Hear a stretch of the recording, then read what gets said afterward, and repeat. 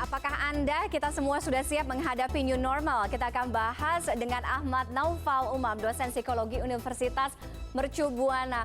Mas Naufal, selamat malam. Mas Naufal, kalau tadi Anda juga mungkin sedikit mendengar riset dari Universitasnya yang Singapura. Siap nggak siap, ini cakupannya DKI ya, DKI dulu ya. DKI siap nggak siap, ya masih setengah-setengah lah gitu. Anda melihat evaluasi dulu deh, evaluasi beberapa bulan ke belakang, apakah betul kita sudah siap dengan new normal ini atau Anda juga masih ngelihat kayak universitasnya nanyang nih, masih siap nggak siap sebenarnya? Sejenis memang sih siap nggak siap, tapi kalau kita lihat antusiasme sama intensi dari masyarakat kita sendiri, sepertinya kita sudah bersiap untuk menyambutnya gitu. Mungkin tinggal butuh sosialisasi yang lebih terasa kebersamaannya daripada sekedar sebuah instruksi yang diharuskan untuk diturutin, tapi seharusnya jadi sebuah kebutuhan yang dirasa harus dilakukan bersama-sama gitu.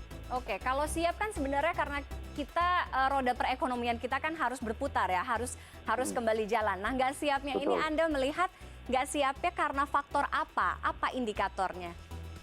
Gak siapnya mungkin kalau saya lihat faktor utamanya dua ya. Yang pertama itu egoisme mungkin.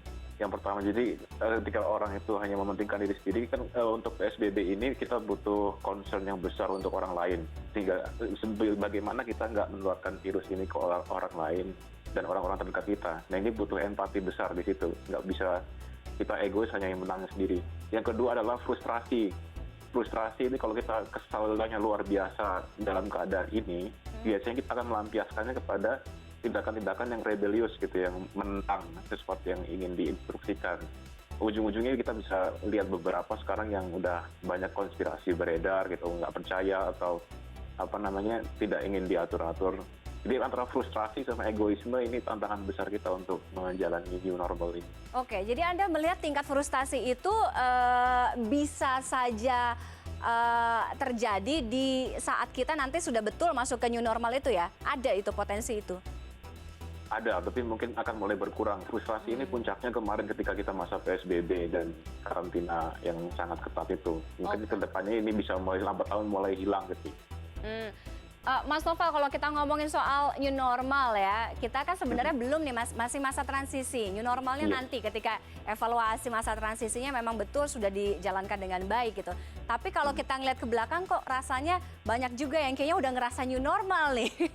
Kayak misalnya, iya kan? Kayak misalnya kemarin-kemarin gitu, pas mau lebaran gitu, orang udah belanja-belanja aja tuh, ke pasar juga nggak ada tuh jarak sosial, banyak juga yang nggak pakai masker gitu.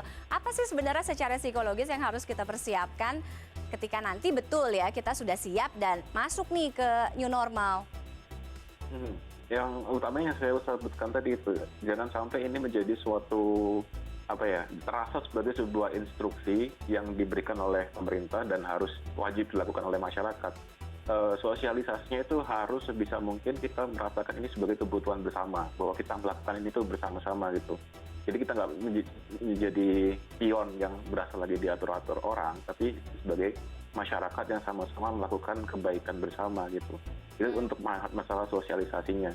Kedua, mungkin kita butuh ini juga ya, menanamkan lifestyle baru gitu. Jadi menganggap ini sebuah lifestyle, bukan lagi itu sih intinya. Jangan sampai new normal ini dirasakan sebagai sebuah paksaan, tapi sebagai sebuah kebutuhan.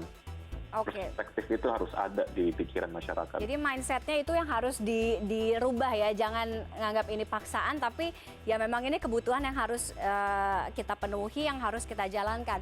Tapi Mas Noval, ada juga orang-orang banyak bahkan yang tidak siap sebenarnya dengan new normal. Apalagi kalau kita ngomongin soal dari sektor atau aspek pendidikan kan, bagaimana juga sekarang masih jadi polemik terus nih anak-anak sekolah, tahun ajaran baru udah balik ke sekolah lagi, apa mungkin masih sekolahnya belajarnya dari rumah gitu. Nah, untuk orang-orang yang belum siap, bagaimana mengatasi kecemasan, frustasi tadi, egoisme itu tadi. Selain ya itu tadi jangan mikirnya ini paksaan, kebutuhan gitu. Bagaimana mengatasi itu? Ya, ini menarik sih memang. Jadi pendidikan juga mahasiswa itu sudah ini biasanya mahasiswa libur panjang kan nggak kangen kampus, ini malah banyak postingan mereka saya lihat pada kangen kampus semua gitu. Ya memang ini ya, kita berada pada tatanan baru, kita hidup dengan pace yang lebih lambat gitu. Mungkin nanti ke depannya akan mulai masuk tapi dibatasi hanya untuk praktikum saja dan nggak sering dulu gitu. Untuk mengatasinya sebenarnya ini butuh diskusi sektoral gitu. Kita nggak bisa melakukan suatu saran yang cocok untuk semua. Hidup pada pace yang lebih rendah sama sebenarnya kita juga di sini lebih personal kalau saya bisa bilang. Bukan hanya pendidikan ini, justru yang menarik sebenarnya adalah masalah romansa, utamanya buat yang masih pacaran atau belum menikah yang saya lihat. Romansa? Yang untuk new normal ini. Yes. Maksudnya? Yang untuk new normal ini. Soalnya gini, kalau misalnya kita di tahapan yang normal gitu ya dulu ya, kencan tuh bisa nonton, bisa belanja dan lain sebagainya. Yes. Tapi sekarang itu semua di-cut dan kita itu bisa kelihatan mana yang kesenangan sehari-hari dibentuk oleh materi dan fisik, mana yang benar-benar care sama kepribadian dan hidupnya pasangan itu masing-masing gitu. Yang paling menarik justru saya lihat di situ kalau di new normal ini. Oke, positif atau negatif? Artinya ini kan mempengaruhi needs, behavior kita juga kan?